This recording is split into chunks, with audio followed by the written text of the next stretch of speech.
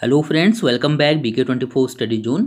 इस वीडियो में बात करेंगे 8 जनवरी 2019 के करंट अफेयर्स के बारे में। तो ध्यान से देखिएगा पूरा वीडियो, और इसका जो डिटेल PDF है उसका लिंक मैंने डिस्क्रिप्शन में दिया हुआ है, तो आप लोग वहां से डाउनलोड कर सकते हैं आज का PDF। तो चलिए शुरुआत करते हैं। पहला क्वेश्चन अपना करंट अफेयर का लेते हैं। हमारा पहला क्वेश्चन है कि भारत ने कितने वर्ष बाद ऑस्ट्रेलिया में कोई टेस्ट श्रृंखला जीती है। तो अभी हाल ही में भारत ने एक ऐतिहासिक जीत दर्ज की है ऑस्ट्रेलिया में, और 71 साल बाद जो है भारत ने ऑस्ट्रेलिया में कोई टेस्ट श्रृंखला जीती है। ठीक है, ध्यान रखिएगा, काफ़ी इंपॉर्टेंट क्वेश्चन है एग्जाम के लिए। आज़ादी के बाद ऐसा पहली बार हो रहा है कि भारत ने ऑस्ट्रेलिया में कोई टेस्ट सीरीज जीती हो। ठीक है, 7 जनवरी को जो है ये टेस्ट सीरीज जीती गई थी भारत की तरफ से। भारत जो है ऑस्ट्रेलिया को उसी के घर में हराने वाला पहली एशियाई टीम भी बन चुकी है। तो ये भी आपको यहाँ से पता होना चाहिए। ठीक है, तो एग्जाम में ये तीनों पॉइंट से क्वेश्चन पूछे जा सकते हैं। ज़्यादा पूछा जाएगा तो किसकी कप्तानी में पूछ लिया जाएगा। तो विराट कोहली जो है इस टीम के कप्तान थे। 7 जनवरी को ये टूर्नामेंट खत्म हुआ था, तो इसमें जो है 71 साल बाद जो है ऐसा पहली बार हो रहा था कि हमने टेस्ट सीरीज़ में ऑस्ट्रेलिया को उसी की धरती पर हरा दिया है। ठीक है, ध्यान रखिएगा। इसके बाद बात करते हैं क्वेश्चन नंबर 2 का कि निम्न में से कौन से भारतीय फुटबॉलर ने अंतर्राष्ट्रीय गोल के मामले में मेसी को पीछे छोड़ दिया है। तो इसका सही आंसर है सुनील छेत्री। सुनील छेत्री जो है वो हमारे भारतीय जो फुटबॉल टीम है उसके कप्तान हैं, और इन्होंने अंतर्राष्ट्रीय गोल के मामले में जो लियोनल मेसी हैं, जो कि अर्जेंटीना के फुटबॉलर हैं, इनको पीछे कर दिया है। ठीक है, अभी वर्तमान में AFC एशियन कप चल रहा है संयुक्त अरब अमीरात में, जो कि मैंने लास्ट वाला पॉइंट लिखा है। तो यहाँ पर इन्होंने 6 जनवरी को 2 गोल किए हैं। ठीक है, और 2 गोल करने के साथ ही इनके जो टोटल इंटरनेशनल लेवल के जो गोल हो जाएंगे वो हो गए हैं 67। ठीक है, और लियोनल मेसी के जो वर्तमान में हैं वो हैं 128 मैचों में 65 इंटरनेशनल गोल। ठीक है, यानी कि 2 गोल जो है ज़्यादा बना दिए हैं सुनील छेत्री ने, और इस तरीके से लियोनल मेसी को इन्होंने पीछे कर दिया है। ठीक है, तो लियोनल मेसी काफ़ी एक्टिव खिलाड़ी हैं। इसी तरीके से क्रिस्टियानो रोनाल्डो भी काफ़ी एक्टिव खिलाड़ी हैं। तो रोनाल्डो के जो है 154 मैचों में 85 गोल हैं। ठीक है, तो याद रखिएगा। इसी तरीके से AFC एशियन कप का आयोजन जो है वो संयुक्त अरब अमीरात में किया जा रहा है। तो अभी जो है वर्तमान में ये चल ही रहा है, यहाँ पर से ध्यान रखिएगा। ठीक है, इसके बाद क्वेश्चन नंबर 3 है हमारा कि हाल ही में रेलवे ने कुंभ मेले के लिए चलने वाली स्पेशल ट्रेनों एवं यात्री सुविधाओं की जानकारी देने के लिए होगा यहाँ पर कौन सा ऐप लॉन्च किया है। तो इसका जो सही आंसर है वो है ऑप्शन D वाला, यानी कि कुंभ सेवा 2019 ऐप जो है लॉन्च किया गया है रेलवे की तरफ से। ये जो ऐप है इससे आप यहाँ पर से कुछ पॉइंट देख पा रहे होंगे, तो इससे आप पता लगा सकते हैं कि कहाँ से कहाँ तक जो है कौन सी गाड़ी जा रही है, उसकी टाइमिंग क्या है। ठीक है, सो सब कुछ जो है आपको इस ऐप में मिलेगा। इवन यहाँ पर जो है ट्रेन का टिकट भी बुक करने की सुविधा दे दी गई है। एक लिंक दिया गया है, आप इस पर क्लिक करेंगे तो आप मतलब वेबसाइट पे पहुंच जाएंगे, वहां से जो है आप ट्रेन का टिकट भी बुक कर सकते हैं। ठीक है, तो ये स्पेशल जो है कुंभ सेवा 2019 नाम का जो ऐप है वो रेलवे की तरफ से लॉन्च किया गया है। ठीक है, तो मेले में जितनी भी जो रेलवे की तरफ से जो स्पेशल सेवाएं दी जा रही हैं, यात्रियों को जो सुविधाएं दी जा रही हैं, स्टेशन पर रुकने की अगर कहीं व्यवस्था की गई है, तो वो सब कुछ जानकारी आपको इस ऐप में मिल जाएगी। ठीक है, और हमारे रेल मंत्री कौन हैं? पीयूष गोयल हैं, तो इनका नाम भी आपको पता होना चाहिए। ठीक है, तो आप जो है ये वेबसाइट की कुछ स्क्रीनशॉट देख रहे थे अभी, तो यहाँ पर से बस इतना याद रखिएगा कौन सा ऐप है, कुंभ सेवा 2019 मोबाइल ऐप। इसके बाद चौथा क्वेश्चन है हमारा कि हाल ही में 3 बार हॉपमैन कप जीतने वाले पहले खिलाड़ी बन गए। कौन बन गए हैं पहले खिलाड़ी हॉपमैन कप 3 बार जीतने वाले? तो इसका सही आंसर है ऑप्शन A वाला, यानी कि रोजर फेडरर जो है वो ऐसे पहले खिलाड़ी बन गए हैं जिन्होंने कि 3 बार जो है हॉपमैन कप जीता हो। ठीक है, याद रखिएगा। स्विट्जरलैंड के ये खिलाड़ी हैं, टेनिस खिलाड़ी, और इन्होंने 3 बार हॉपमैन कप जीत लिया है। 5 जनवरी को रोजर फेडरर ने बिलेंडा बिंसिच के साथ मिलकर हॉपमैन कप जो है 2019 का खिताब अपने नाम किया है। ठीक है, तो याद रखिएगा। रोजर फेडरर की बात करें तो रोजर फेडरर और बिलेंडा बिंसिच की, तो इन्होंने किसको हराकर ये खिताब अपने नाम किया है? तो इन्होंने जर्मनी के अलेक्जेंडर ज्वेरेव और एंजेलिक कर्बर को की जोड़ी को हराकर जो है ये खिताब अपने नाम किया। हॉपमैन कप 2019 का खिताब जो है इन्होंने इन दोनों को हराकर अपने नाम किया है। किसको किसको? अलेक्जेंडर ज्वेरेव और एंजेलिक कर्बर। ठीक है, तो इन दोनों का नाम आपको यहाँ पर से अगर ध्यान रख सकते हैं तो जरूर रखिएगा। वर्तमान में सबसे ज़्यादा बार जो है हॉपमैन कप जीतने का जो रिकॉर्ड है वो अमेरिका के पास है। 6 हॉपमैन कप जीते हैं अभी तक अमेरिका ने, और स्विट्जरलैंड ने 4 कप जीते हैं अभी। ठीक है, ये मिला के। तो 4 कप जो है अभी तक 4 बार ये जीते हैं और 6 बार अमेरिका जीती है। तो बस इतना ध्यान रखिएगा, ठीक है। 3 बार जो है ये हॉफमैन कप जीतने वाले पहले खिलाड़ी बन गए हैं। इसके बाद 5th वाला क्वेश्चन है हमारा कि 7 जनवरी को आंगनवाड़ी कार्यकर्ताओं को राष्ट्रीय पुरस्कार किसके द्वारा प्रदान किए गए हैं? तो इसका सही आंसर है मेनका गांधी। मेनका गांधी ने 7 जनवरी को आंगनवाड़ी कार्यकर्ताओं को राष्ट्रीय पुरस्कार प्रदान किए हैं। जो भी ये पुरस्कार दिए गए हैं ये 97 आंगनवाड़ी कार्यकर्ताओं को दिए गए हैं जिन लोगों ने 2017 और 2018 में मतलब कुछ विशिष्ट काम किए हैं, ठीक है। तो उनके कामों की जो है सराहना करने के लिए, उनको प्रोत्साहित करने के लिए ये पुरस्कार दिए गए हैं केंद्रीय महिला एवं बाल विकास मंत्री मेनका गांधी की तरफ से। आंगनवाड़ी पुरस्कारों में जो राष्ट्रीय स्तर के का पुरस्कार जिसको मिलेगा उसको 50,000 रुपये दिए जाते हैं नगद और एक प्रशस्ति पत्र दिया जाता है। पहले ये 50,000 रुपये 25,000 रुपये था, अब इसको बढ़ा के 50,000 कर दिया है, ठीक है। और जिसको राज्य स्तर पे ये पुरस्कार दिया जाएगा उसको 10,000 रुपये नगद दिए जाते हैं और एक प्रशस्ति पत्र यानी कि कह सकते हैं कि एक प्रमाण पत्र दिया जाता है कि इनको जो है ये अवार्ड मिला है, ठीक है। तो बस यहाँ पर से ये आप चीज़ याद रख सकते हैं। क्वेश्चन नंबर 6 है कि हाल ही में किस राज्य सरकार ने राज्य की महिला स्वयं सहायता समूह के लिए 3 लाख रुपए तक के ब्याज मुक्त ऋण की घोषणा की है? तो इसका सही आंसर है ऑप्शन सी वाला यानी कि उड़ीसा, ठीक है। उड़ीसा की सरकार ने भी ये घोषणा की है कि राज्य में जो भी महिला स्वयं सहायता समूह हैं यानी कि वुमेन्स सेल्फ हेल्प ग्रुप हैं उनको जो है 3 लाख रुपए तक का ऋण दिया जाएगा, वो भी बिल्कुल 0% ब्याज पे, ठीक है। तो ये जो है प्रोत्साहित करने के लिए है इन ग्रुप को, जो कि उड़ीसा में लगभग कई ग्रुप हैं इस तरीके के जिसमें कि लाखों महिलाएं जो है जुड़ी हुई हैं। तो ये ग्रुप जो है अपने आपस में जो है कह सकते हैं एक दूसरे को जो है कंट्रीब्यूट करके एक दूसरे की मदद करती हैं, ठीक है। तो अब जो भी ये समूह होंगे जो रजिस्टर्ड होंगे उनको जो है 3 लाख रुपये तक का ब्याज मुक्त ऋण दिया जाएगा, ठीक है, 0% ब्याज पे।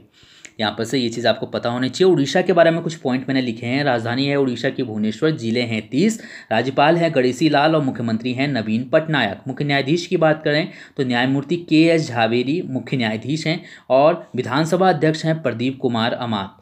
इसी तरीके से सीटों की अगर बात करें तो विधानसभा के लिए 147 सीटें, राज्यसभा के लिए 10 और लोकसभा के लिए 21 सीटें हैं उड़ीसा से, ठीक है। तो ये है उड़ीसा और आपको क्या बताना है हमेशा की तरह इसके पड़ोसी राज्य बताने हैं आपको कि उड़ीसा की सीमा कितने अन्य राज्यों की सीमाओं से लगी हुई है।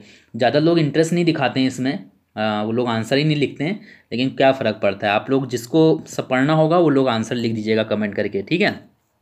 क्वेश्चन नंबर 7वां है कि गोल्डन ग्लोब 2019 अवार्ड्स में इस साल का बेस्ट एक्टर ड्रामा का अवार्ड किसे मिला है? तो इसका सही आंसर है रामी मालिक। रामी मालिक को बेस्ट एक्टर का अवार्ड मिला है गोल्डन ग्लोब 2019 में, ठीक है। इसी तरीके से बेस्ट एक्ट्रेस की अगर बात करें तो ग्लेन क्लोज को ये अवार्ड दिया गया है, ड्रामा कैटेगरी में है दोनों ही।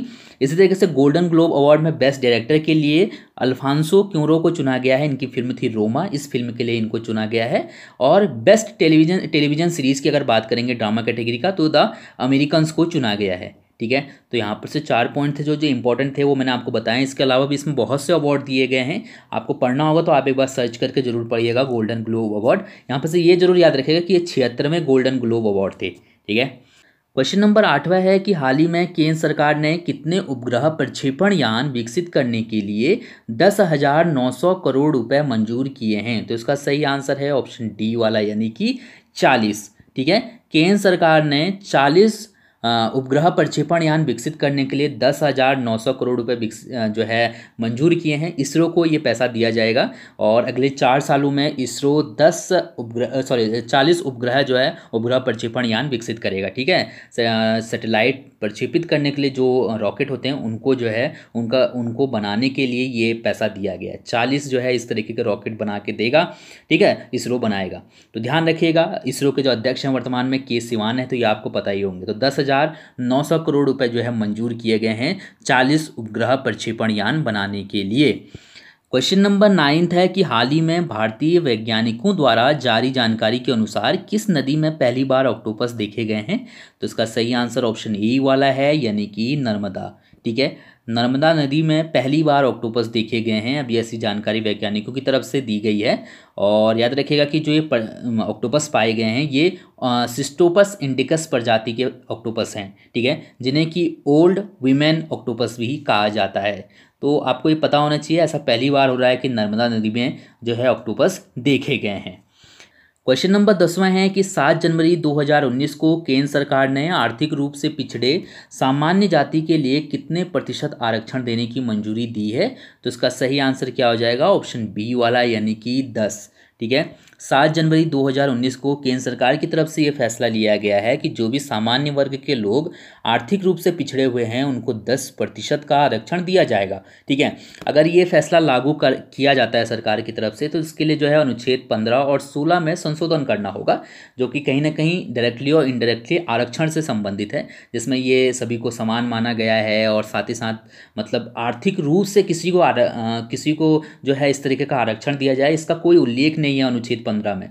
तो उसी को जो है संशोधन करना पड़ेगा अगर आर्थिक रूप से आरक्षण दिया जाता है सामान्य वर्ग के लिए। ठीक है, तो कैबिनेट की तरफ से तो ये मंजूरी मिल चुकी है, अब जो है इसके लिए बिल पास करना पड़ेगा। तो ध्यान रखिएगा 10% आरक्षण करने की जो है पेशकश रखी है गवर्नमेंट की तरफ से। इसमें काफ़ी टाइम से ये जो है मांग की जाए थी कि जो भी सामान्य वर्ग के लोग आर्थिक रूप से पिछड़े हैं उनको आरक्षण मिलना चाहिए, और फाइनली जो है केंद्र सरकार ने ये फैसला लिया है। ठीक है, सुप्रीम कोर्ट का ये कहना है कि जो भी सरकारी नौकरी हैं इनमें जाति के आधार पे 50% से ज़्यादा का आरक्षण नहीं मिल सकता ओवरऑल।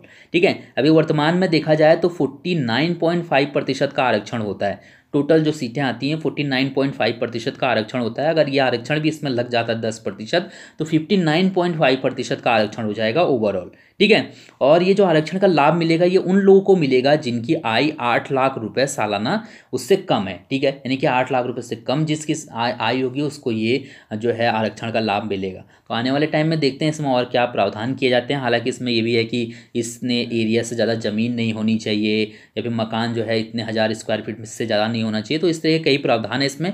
फिलहाल में बस आप इतना याद रखिएगा कि 10% आरक्षण देने की जो है यहाँ पर घोषणा की गई है, फैसला लिया गया है। क्वेश्चन नंबर 11 है कि 5 जनवरी 2019 को सीनियर राष्ट्रीय महिला जूडो चैंपियनशिप में कांस्टेबल रानी ने निम्न में से कौन सा पदक जीता है। तो इसका सही आंसर है ऑप्शन ए वाला यानी कि स्वर्ण पदक। तो ये क्वेश्चन आपसे कई तरीके से पूछा जा सकता है। ऐसे भी पूछा जा सकता है कि सीनियर राष्ट्रीय महिला जूडो चैंपियनशिप में स्वर्ण पदक किसने जीता। तो आपको पता होना चाहिए, इनका नाम जरूर याद रखिएगा। ठीक है, ये हेड कांस्टेबल हैं और इन्होंने ही जो है 5 जनवरी 2019 को सीनियर महिला जूडो चैंपियनशिप में स्वर्ण पदक जीता है। 78 किलोग्राम भार वर्ग में जो है इन्होंने ये खिताब अपने नाम किया। याद रखिएगा कि ये जो चैंपियनशिप थी ये विशाखापट्टनम में आयोजित की गई थी। ठीक है, तो ये चीज़ आपको यहाँ से पता होनी चाहिए। क्वेश्चन नंबर 12 है कि 7 जनवरी को बांग्लादेश के प्रधानमंत्री के रूप में निम्न में से किसने शपथ ली है। तो इसका सही आंसर क्या हो जाएगा, शेख हसीना। ठीक है, शेख हसीना ने जो है 7 जनवरी को बांग्लादेश के प्रधानमंत्री के रूप में शपथ ली है। तो ये क्वेश्चन ऑलरेडी मैंने पहले भी कर दिया था, तो आप लोग को पता है कि कल ही जो है शपथ ली गई है, तो आपको ये चीज़ जरूर पता होनी चाहिए। ठीक है, याद रखिएगा शेख हसीना एक बार फिर से बांग्लादेश की प्रधानमंत्री बन चुकी हैं। इसके बाद 13वां क्वेश्चन है हमारे पास कि 6 जनवरी से अंतर्राष्ट्रीय पतंग महोत्सव का आयोजन कहाँ शुरू हुआ है। तो अहमदाबाद में शुरू हुआ है। अहमदाबाद का पड़ता कहाँ पर है, गुजरात में पड़ता है। ठीक है, 30वां अंतर्राष्ट्रीय पतंग महोत्सव है ये। तो इसका आयोजन जो है गुजरात के अहमदाबाद में किया जा रहा है 6 जनवरी से। इसका जो आयोजन होगा वो 14 जनवरी 2019 तक किया जाएगा। लगभग 45 देशों के जो है पतंगबाज इसमें शामिल हो रहे हैं। ठीक है, तो वो ध्यान रखिएगा। अब बात करते हैं गुजरात के कुछ पॉइंट जो आपको पता होनी चाहिए। यहाँ पर से गुजरात की राजधानी गांधीनगर है और जिले हैं यहाँ पर 33। गठन हुआ था 1 मई 1960 को। राज्यपाल हैं ओम प्रकाश कोहली और मुख्यमंत्री हैं विजय रूपाणी। सीटों की अगर बात करें तो विधानसभा के लिए 182 सीटें, राज्यसभा के लिए 11 सीटें और लोकसभा के लिए हैं 26 सीटें। जनसंख्या घनत्व है 308 और साक्षरता है 78.03%। ठीक है, तो बस इतनी चीज़ें याद रखिएगा गुजरात के बारे में। अब यहाँ पर से देखते हैं, कल मैंने आपसे कुछ क्वेश्चन पूछे थे जिसमें से पहला क्वेश्चन था कि हाल ही में एनजीटी ने अवैध खनन रोकने में असमर्थ किस राज्य पर 100 करोड़ का जुर्माना लगा दिया है। किस राज्य पे 100 करोड़ का जुर्माना लगाया गया था। इसका सही आंसर है ऑप्शन बी वाला यानी कि मेघालय पे। क्वेश्चन सेकंड था आपके लिए कि हाल ही में जारी दुनिया के 4000 प्रमुख वैज्ञानिकों की सूची में भारत के कितने वैज्ञानिकों के नाम शामिल हैं। सिंपल ही था इसका आंसर ऑप्शन डी वाला यानी कि 10 वैज्ञानिकों का नाम शामिल है भारत से। अब बात करते हैं आपके लिए आज कुछ क्वेश्चन की जिनके आंसर आपको कमेंट करके देने हैं। पहला क्वेश्चन है कि हाल ही में प्रधानमंत्री मोदी द्वारा किस राज्य में दुलाई थाबी बैराज परियोजना का आरंभ किया गया है। तो बताइए मुझे कमेंट करके इसका आंसर आप लोग को क्या इसका आंसर सही लगता है। इसके बाद सेकंड क्वेश्चन आपके लिए है कि निम्न में से किस देश ने हाल ही में यूनेस्को छोड़ने का फैसला किया है। तो इसका आंसर भी आप लोग कमेंट करके बता सकते हैं अगर आपको आता होगा तो। So thank you so much इस वीडियो को देखने के लिए। आपका दिन शुभ हो। धन्यवाद।